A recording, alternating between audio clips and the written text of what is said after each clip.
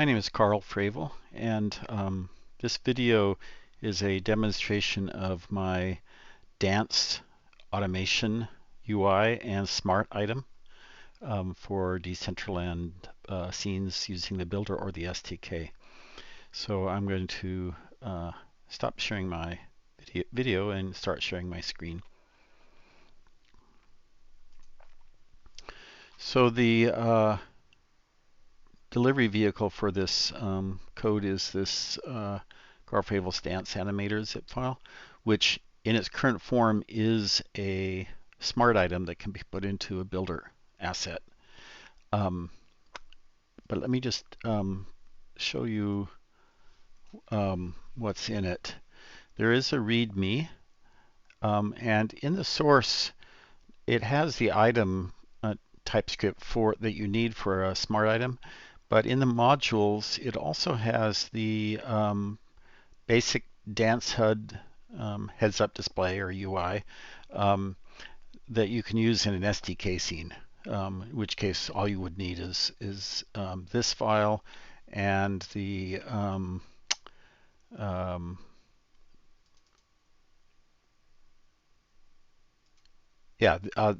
this file and the image file that goes with it. This image file just is a red zone and a green zone. It's used for the button if you use the button UI in the HUD. These are the two files you would need. This also contains a sample of how to use for testing the smart item, but normally you wouldn't use that. So or you wouldn't need it. So the basic files here are the asset definition for this smart item, the source code and binary for that. There's a model in here that is the what you see in the builder in the asset pack for this item. It doesn't actually go in the deployed scene, but it is used in the editor of the builder to show that you've placed it in the scene. That's pretty much it. So let me close this and show you how to use it in the builder. And the reason why I think I need to explain this is that, in fact, I can just show it to you in the README file that is in here. There is a problem with using the smart item in the builder, and the problem is that to have a scene automate or animate the emotes on an avatar, the scene.json file has to have permissions, has to have a permissions item in it that says it's okay for the scene to animate the avatar. And what that looks like is three things that are important. One is at the end of the scene.json file, when you deploy the scene to the world, it has to have this comma after the last other thing, and then this this required permissions that allows the scene to trigger avatar emotes. This is part of a transitional strategy of Decentraland. Eventually, this might be asked of the avatar, or do you want to give permission to be animated? But for now, that's done in the scene.json file, and the scene.json file that comes out of a builder scene does not have this turned on, and currently there's no way to turn that on in the builder. So to use this smart item, you have to deploy using the SDK at the end of the process. So you can build a scene in the builder and set it up, but to test it and to deploy it to see that the triggering of the animations is working, you have to use the SDK. So that's kind of a bummer, but it's kind of the way it is. So then let me just kind of walk through how you use this smart item. So yeah, it's here, right here. So I'll bring up the builder. I think I may have it. Yeah, here it is. you would create a new scene. I'm logged in as where I have some land where I can deploy into this account. Um, anyway, so I would create a new scene. This is going to be a very simple scene. Let's call it dance test. And it only needs to be one by one to test this. So I'll create it. And then now I have a scene into which I will want to use my dance automation. So I'm going to create a new asset pack. And from that directory that I had, this is what you would be delivered to you for the asset. I'm going to drag that and Alt Tab over and drop this in here to create an asset pack that has that Dance Automator in it.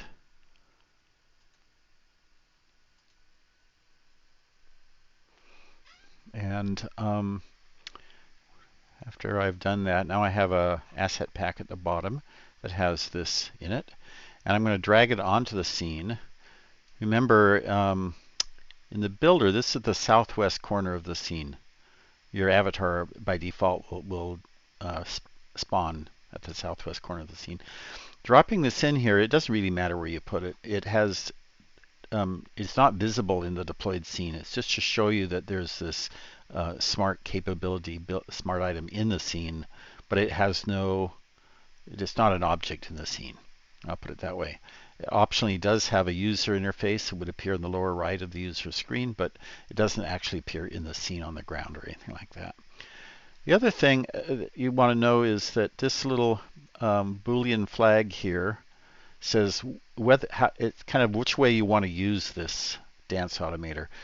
If you have it turned on, then like I said, there will be a little green button in the lower right of the scene when you enter it that says dance. When you click it, you'll start dancing. It'll turn red and it'll say stop dancing or stop, and when you click it, it'll stop dancing. So that's what happens if you have the show UI turned on. If you turn it off, then what you need to do is you need to trigger this some other way, the dance automation. And typically what you do there is, I mean, for example, is that you would go to the Toolbox, scroll down to the trigger tile square, and drop that into the scene someplace. And you probably want it bigger, so I will toggle the scaling, make it pretty visible, pretty good size in the scene. And that is not quite, you're almost done, but you're not quite. You need to hook up that when an avatar goes into this box, it turns on the dancing, and when they go out, it turns off. This is like if you want to simulate a dance floor in a nightclub or something. So there's two events that come out of this trigger tile. One is when the player enters, and the other is when the player leaves. So when the player enters, you want to use the Carl Fravel Dance Animator's start method. When the player leaves, you want to use the stop method. And that will start and stop the animation when they enter and leave the scene. So, and it's enabled, the trigger is. So I believe that is all that's needed in the builder to create this demo scene. And so I'm going to download this because, like I said, if you just were to publish it, it wouldn't work. And that's because you don't have the permissions set up in the scene.json, and there's no way in here right now to do that. I hope that they add that at some point. I've asked for it, so maybe they will. But I'm going to download this so that I can use it to deploy it in the SDK. So I've done the building in here, but you're just going to have to finally do the deployment in the SDK. And you do have to touch up the scene.json file to put the permissions in and to do one other thing, to say where the scene's going to go. So I'm going to open this zip file. And I think I have it open here. I downloaded it twice, so that's why I have a, excuse me, I have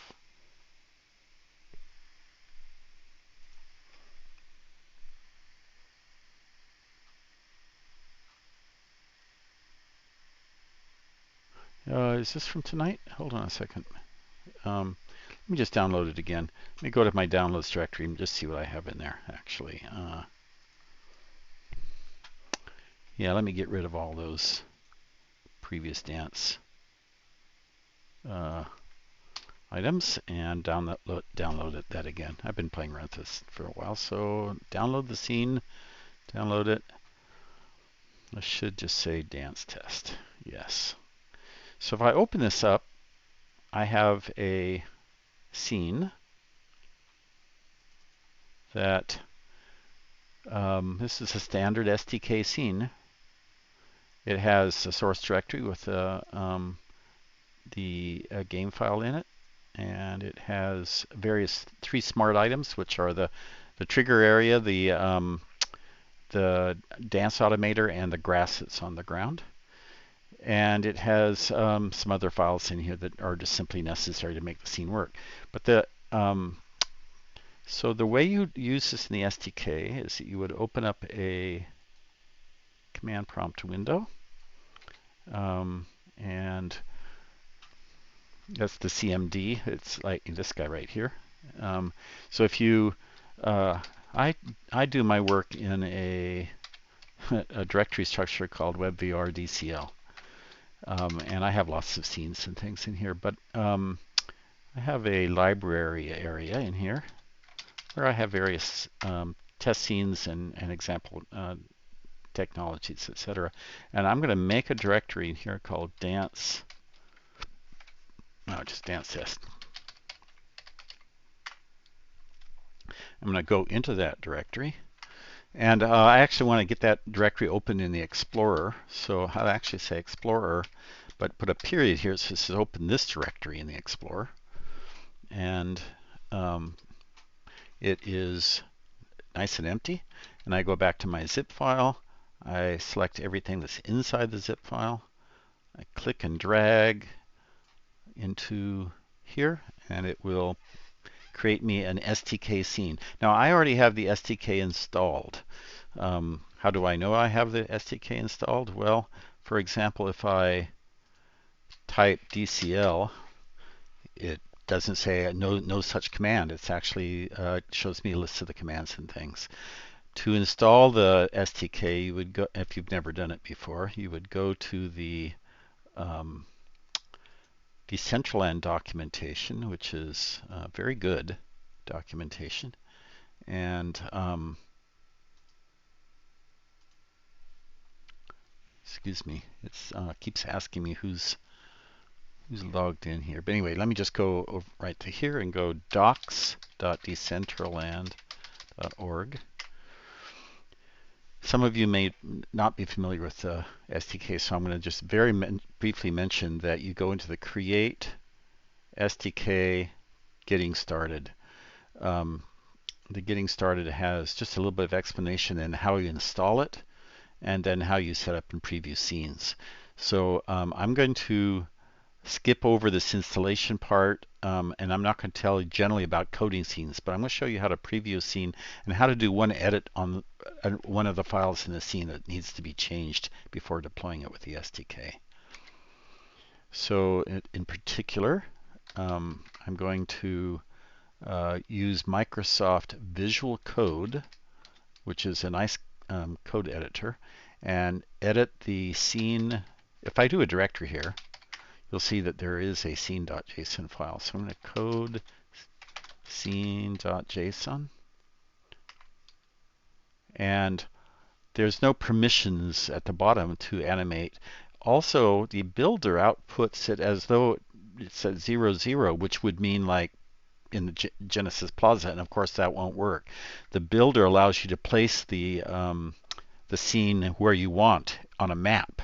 But when you're using SDK, you actually have to put the correct parcels in here. I'm going to put this scene at 1:18, which happens to be a place in the conference center, way up in the northwest corner of the conference center, where I do some kind of testing and things. So that's one thing you have to do to make this an SDK scene that can be deployed, is you have to put in one or more parcels in a list here that are for the land that you're going to deploy to. So if you had like a 3x3 scene, you would have a list of 9 parcels here, like 119, etc. Right? So that's the way you would specify that. And if there's a lot of them, there are some tools around that give you a list more easily. You also have to say which scene is the base scene. That would be typically the southwest corner of the scene, the southwest parcel. And then the one other thing you have to do is you have to put that other permission in down here.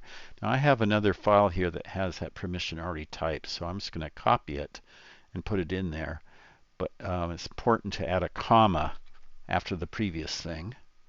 So I'm going to paste that there. So I've added a comma because I'm adding one more thing to this list of things in the scene JSON file.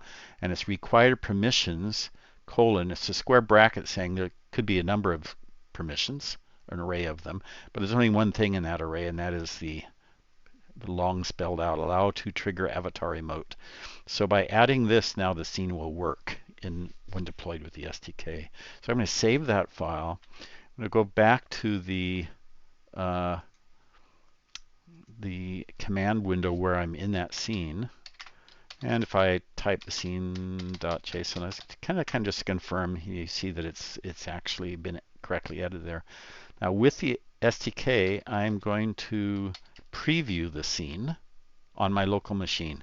This is previewing it like it's going to, rather it's like it's going to look when I deploy it. It's like the eyeball looker in the explore scene or visit scene in the builder. So DCL start goes through the process of running a little web server basically on my machine that acts almost like it is the content server of Decentraland, but just giving me this one scene. There won't be anything around it except wilderness.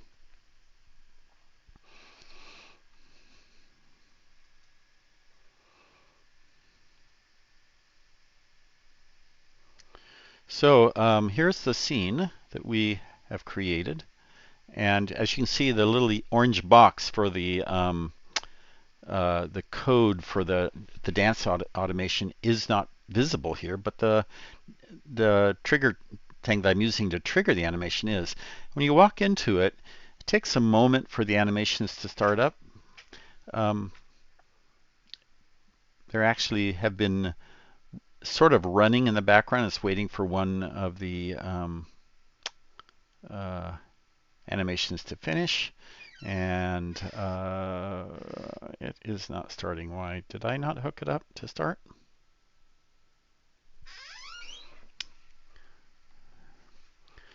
Let me see if I can figure out what the problem is. You're going to see me doing a little debugging here.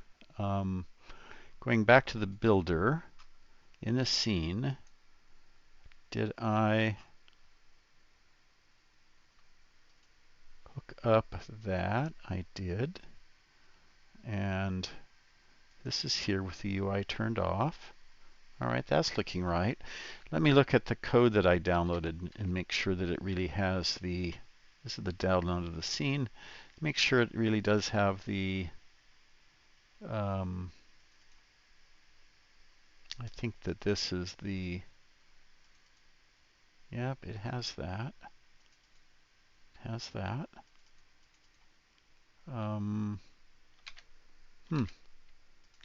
Has the,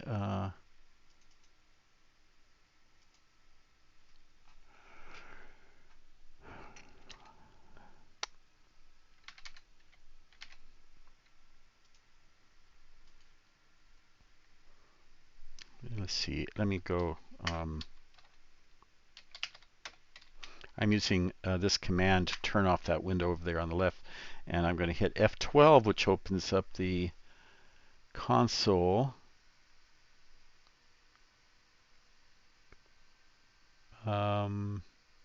You know what? I think it's simple as that I didn't save this in the right place because the permissions are here. Does it say 118? 118. So yeah, so it's using the scene.json file. What did I do wrong here? This permissions didn't take. Oh, I put it in the wrong place. Silly me. That's what the problem is exactly.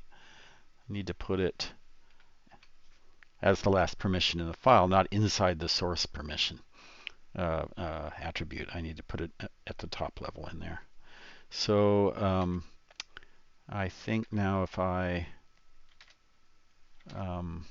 going to actually close this this instance and go back to my thing here and go to DCL start again. Thank you for being patient with me, but that's kind of what happens when you're working with the SDKs. You have to figure things out.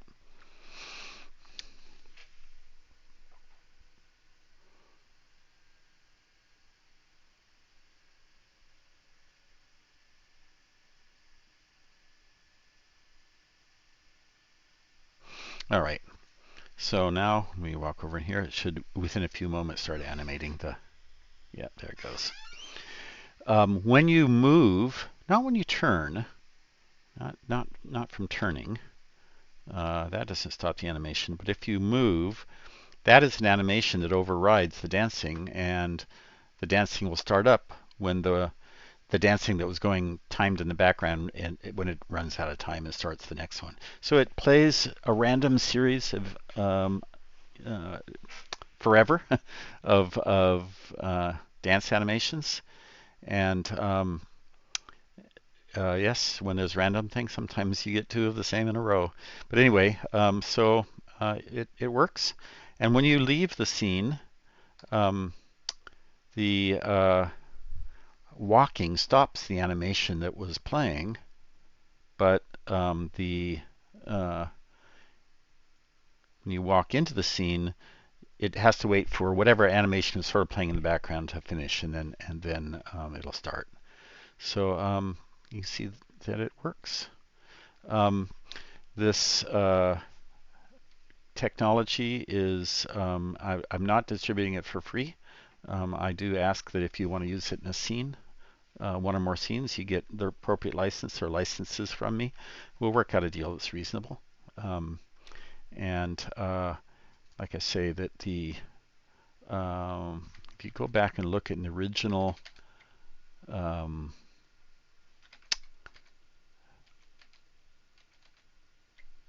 yes, in the zip file in which it's distributed, there's a README, and the README has first of all, documentation of what you have to do to get it to work, just what we went through. And then a little bit of information about how to use it in the builder. And then finally at the top is a reference to the fact that there's a license agreement required to use it in a scene, and how to contact me. So thank you, and good luck in using it.